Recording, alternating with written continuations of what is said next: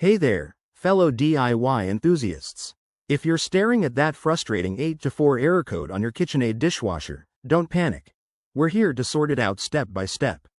This error typically signals an issue with the float switch or water level detection, which can halt your dishwasher mid-cycle and leave you with a pile of dirty dishes. In this video, we'll break down what it means, why it happens, and how to fix it quickly and safely. First off, let's talk about what the 8-4 error code actually means. In Kitchenaid dishwashers, this code often points to a problem with the float switch, which is a safety feature that prevents overfilling. If it's not working right, your machine might think there's too much water or that something's blocking the system. Now, onto the common causes. This error can crop up due to a few culprits: a dirty or jammed float switch, a faulty water inlet valve, or even a clogged drain hose.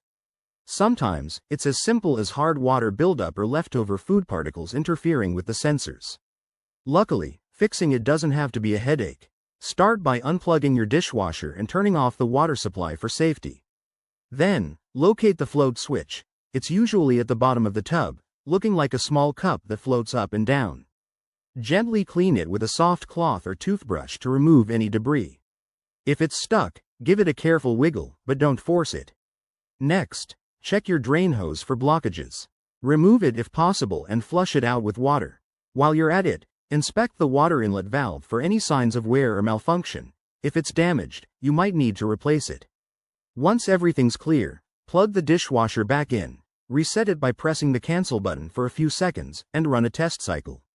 If the error persists, it could be an electrical issue or a deeper problem, so it's time to call in a professional technician. Remember, always prioritize safety and consult your dishwasher's manual for model-specific advice. There you have it, your guide to banishing the 8-4 error code. If this helped, give this video a thumbs up, subscribe for more home repair tips, and drop your questions in the comments below. Happy fixing!